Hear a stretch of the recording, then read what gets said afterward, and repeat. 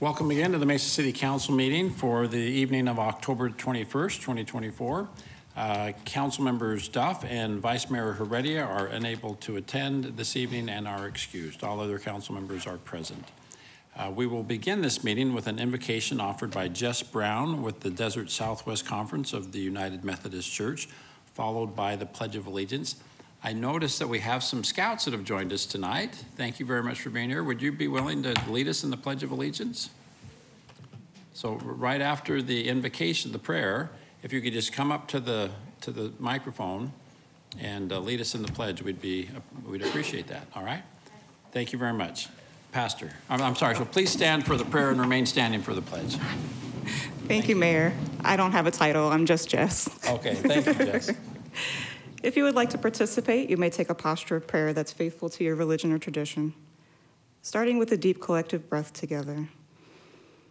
We invite a sense of reverence for the importance of the work of the council and a respect for the understanding that all people who share the breath of life are of sacred worth. Spirit of life, we share our gratitude for this day and for everyone included in this gathering. We share the hope that our leaders in this council may be guided by a mindset of compassion and collaboration as they work together to serve the people of our beautiful city.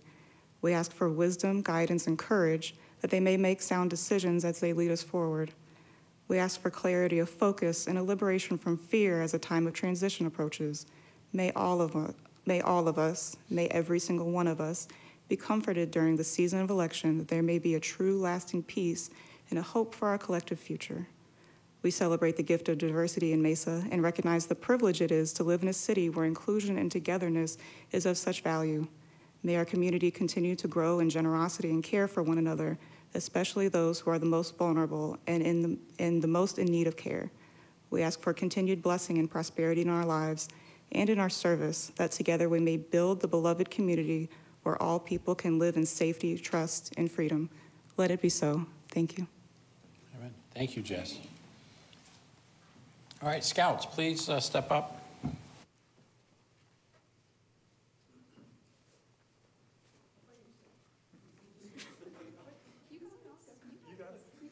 Okay. Please join me in the Pledge of Allegiance. I pledge allegiance to the flag of the United States of America and to the republic for which it stands, one nation, under God, indivisible, with liberty and justice for all. Well done, thank you. First item on our agenda is our consent agenda. We'll invite Mr. Kevin Christopher forward at this time to read the consent agenda. Good evening, Mayor and Council members. These are the items on the consent agenda. All items listed with an asterisk will be considered as a group by the City Council and will be enacted with one motion. There will be no separate discussion unless a council member or citizen requests, in which event the item will be removed from the consent agenda and considered as a separate item. Item 2, approval of minutes of previous meetings as written. Item 3A, act on liquor license application for Hermandad del Señor de los Milagros one-day event November 2nd, 1231 West Baseline Road. Item 3B, act on liquor license application for Ultimate Imaginations two-day event November 8th and 9th on Mesa City Streets at 1 North McDonald. Item 3C, act on liquor license application for Amari Stoudemire Foundation one-day event October 26th, 48 South McDonald. Item 3D, act on liquor license application for the Guadalupe on Main, 1526 East Main Street. Item 3E has been withdrawn by the applicant. Item 4A, approving dollar limit increase to the term contract for structural extrication personal protective equipment for the Mesa Fire and Medical Department. The contract's funded by the Public Safety Sales Tax Fund and the department's operating budget. Item 4B, approving 3-month extension and dollar limit increase to the term contract for street sweeping services for the Transportation Department. Item 4C, approving dollar limit increase to the term contract for emergency and non-emergency response for hazardous, non-hazardous, universal, and biohazard waste for the Environmental Management and Sustainability Department. Item 4D, approving use of a cooperative contract for sports referee services for the Parks and Recreation Department. Item 4E, approving dollar limit increase to the term contract for maintenance, repair, operating supplies, and related services as requested by the Business Services Department. Item 5A, approving resolution to enter into contracts with the Arizona Electric Power Cooperative for solar electric power supplies and associated energy and battery energy storage for a contract term not to exceed 25 years. Item 5B, approving resolution to enter into contracts with qualified suppliers for as many as 3 firm electric power supplies and associated energies for a contract term not to exceed 5 years. Item 5C, approving resolution to enter into an intergovernmental agreement with the City of Phoenix and Maricopa County for distribution of grant funds from the Edward Byrne Memorial Justice Assistance Grant Program. The funding will allow Arizona State University to provide technical and training assistance in criminal analysis within the Mesa Police Department Planning and Research Division. Item 5D, approving resolution to enter into a sub-grant agreement with the Arizona Department of Public Safety to accept grant funds from the Victims of Crime Act Victims Assistance Grant Program. The funds will be used for personnel expenses at the Police Department's Mesa Family Advocacy Center. Item 5E, approving resolution for zoning case 24-724 for property located east of Chrisman Road and north of Germain Road.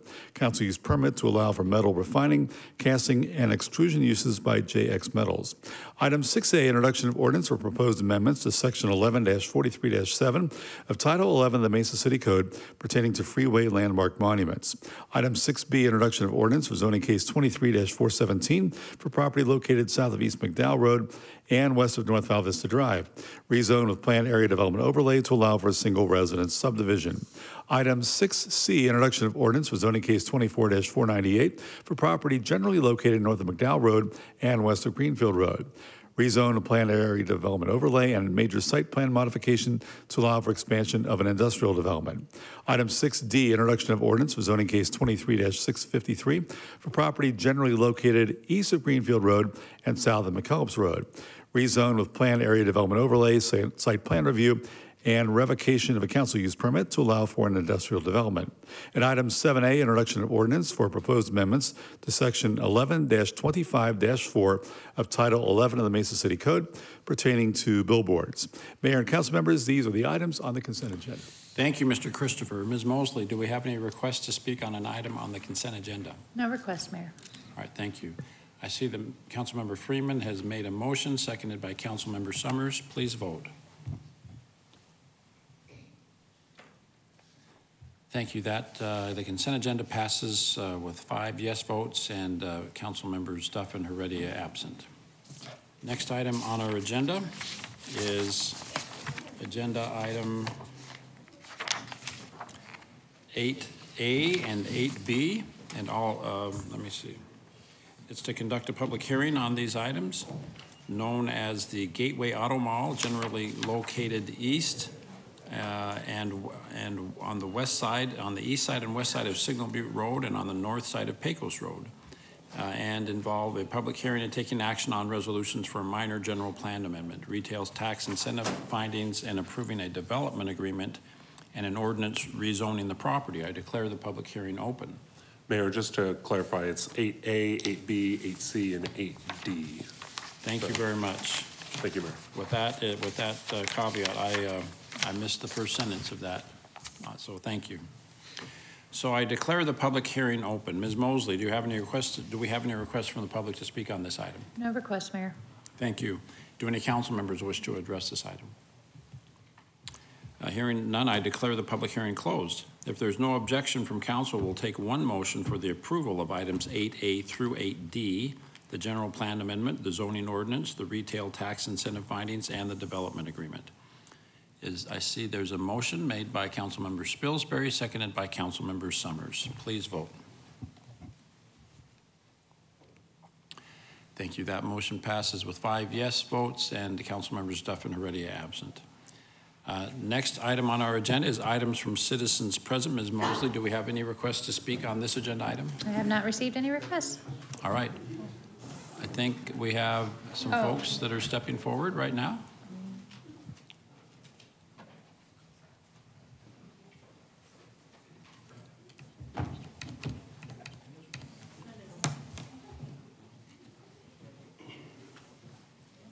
Thank you. All right, we have 3 requests to speak. First is Ryan Winkle. Welcome, Ryan. You have 3 minutes. Thank you, sir. Hello, Mayor and Council. Ryan Winkle, 911 West Tito Circle, Mesa, Arizona. I'm just here as representing the Arizona Fair Housing Center and in thinking about the termination of the utility assistance program that happened recently, and knowing that These lead directly to evictions. Arizona Fair Housing Center, basically our main job is to work on fair housing law. We are an extension of HUD's enforcement arm, but in recent cases, we've become a lot more of an eviction prevention and housing counseling group because there's so much need for that. And with this happening, we're gonna get a lot more calls soon saying that we can't pay this or can't pay that, like where can we seek assistance? And we can send them to Mesa Can, we can send them to New Leaf, all these other places, but they're also stressed. The county has resources and so does the state, but what I'm here to ask you is to please find it in your hearts and in your budget to find some extension of this program in some way through the winter time. It would be nice through the Christmas time. That's all. Mayor, can I just quickly, Mr. Winkle, thanks for coming. We haven't terminated the assistance program. What's changed, like with APS and SRP, is that if someone isn't paying, and after we've worked with them, we can now turn off the power. But we will, if we have not terminated, we have not stopped helping someone financially with assistance, and we'll work with anybody who's willing to come up with a payment plan. So I don't know where that information came from. I thought the summer assistance program was terminated now. No. It's only meaning that at some point, even after we work with people, we wouldn't turn off their power for any reason during that summer period. Mm-hmm. Now that we're into the fall, assuming someone isn't working with us and we're trying to assist them, we can turn off. But we're trying to do everything we can not to turn somebody off. But as far as the assistance, as far as the financial assistance, that's still available. Okay, so then if someone calls us and asks, hey, they might turn off. They'll send us back to us. Right back. Okay, all right, great. Thank you. All right, thank you very much. Next is Nadine Hathaway. Welcome, Nadine. You have 3 minutes. Yeah, quickly, John, thank you for your just unwavering conscience in national politics. Also, I am currently the secretary of the First United Methodist Church of Mesa. They've been there 130 years, I believe. They're the only church, active church, that has a full cooling center Monday, Tuesdays, and Thursdays that provides showers, clothing, and food throughout the week. We have had an influx of calls on October 1st through the 10th because the way the utility assistance bill does work, or assistance helps, is from May until October. You will not get your utilities cut off. However, come October 1st, it is due in full. Every call we've had, there has not been any communication that there was a payment plan. There's also an article in the newspaper where the city utilities was contacted, and there was no such option of payment plans at that time, so I'm not sure if that's new based on that article. But if you call now, it is either due in full or you're basically in a lottery, because they can only disconnect about 100 to 200 people a day. They also will not tell you where you are at in the queue. So it's almost predatory, because come May, you say you don't have to pay, and then October you have to pay in full. It would almost behoove the utility company to say, pay at least half of your bill, so that way maybe there could be some accommodation throughout that summer. The only problem too is that any church or Catholic Charities or Mesa Can does an amazing job. However, they are out of funds as of last week. Maybe they got a new influx of funds, but we tell people call for assistance. There's lots of phone numbers to call. You're really putting people in desperate situations into phone tree abyss. They are not getting the help they need. Funding is exhausted. They are exhausted. And then in the past, we can help a family, or any families, like $200 to $300. So if 4 families call me for $200 to $300, I can help them. If one family calls me for $1,200 for their bill, I cannot. So even if Mesa Utilities just made it a little more, bits and pieces to keep them activated, or smaller payments, continuing to put the onus and responsibility on community services like AZ Fair Housing or the LDS Church or the Methodist Church or Catholic Charities just seems like an irresponsible thing by the utilities to not have an alternative plan, since this happens every year and it's only going to get hotter. So I'm hoping for 2025 there is some look into this by council members to make that adjustment for next year. Okay, thank you. And I think, I'm going to ask Mr. Brady to restate. Nothing has changed. We haven't changed anything. And as long as someone's making payments, we're not shutting them off. We just don't shut you off for that period of the summer, regardless of your status. So now we will work with people to make payments, and we do expect them to start making some kind of payments. But we can get offline and talk about that. But we haven't changed anything from our policy from years past, and we don't have less money to assist people than we've had in years past. So nothing has changed. The only thing that's changed is a report by the media that there were some individuals saying the city didn't have a specific plan to assist people because we try to customize it for their needs.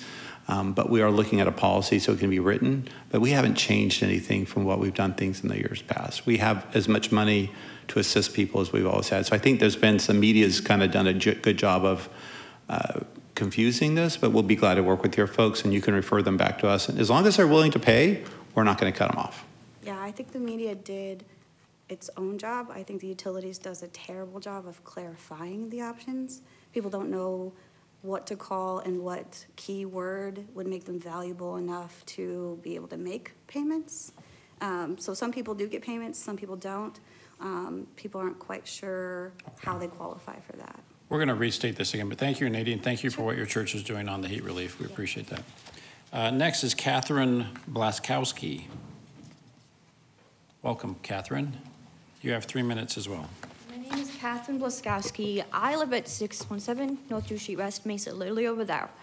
I am a City of Mesa electric customer. My electric would be shut off completely for probably about 3 or 4 months because I was not able to get a payment plan through City of Mesa. My mother has an oxygen machine.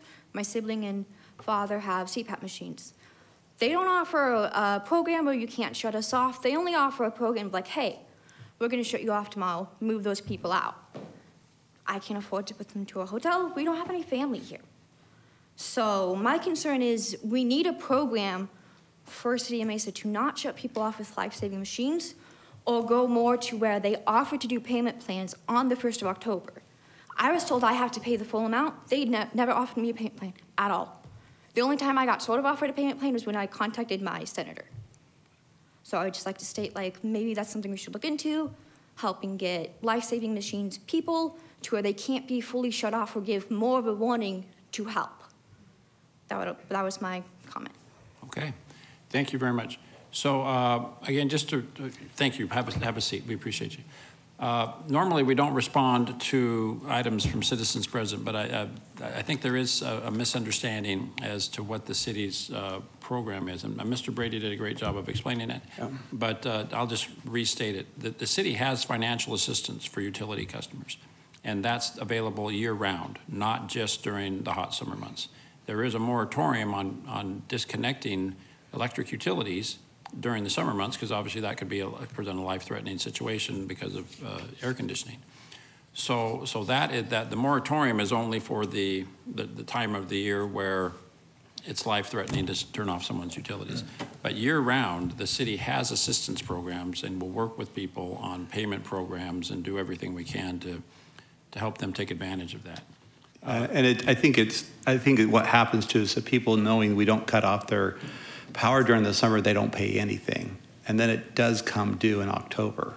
And that's where I think the big challenge is, because then it's a large amount because it's been accumulating all summer. It's better for people to pay something during that time, but we just don't cut off. But I think what happens is now that has turned into, well, I don't need to pay because they're not going to shut off. But it does come due at some point, and we'll work with communicating on how we can work on those payment plans, but it does have to get paid before we go into the next hot season again. We can't just keep rolling the balances because then all the other ratepayers are picking up that cost. But we do have specific plans for seniors, right? We have a specific rate for seniors, and we have other assistance programs that we can talk about.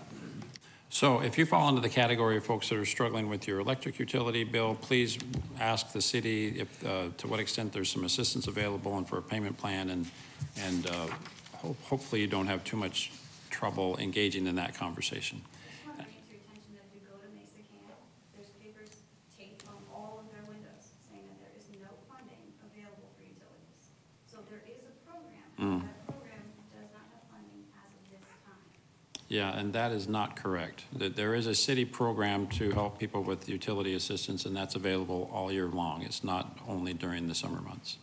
So hopefully we can correct some misunderstandings there. And if that's the case, we can work with Mesa Can to get the more funding. All right. Thank you. That concludes everything on our agenda for this meeting. Is there a motion to adjourn? Thank you, Mr. Summers and Ms. Pillsbury. All in favor, please say aye. Aye. Thank you. We are adjourned.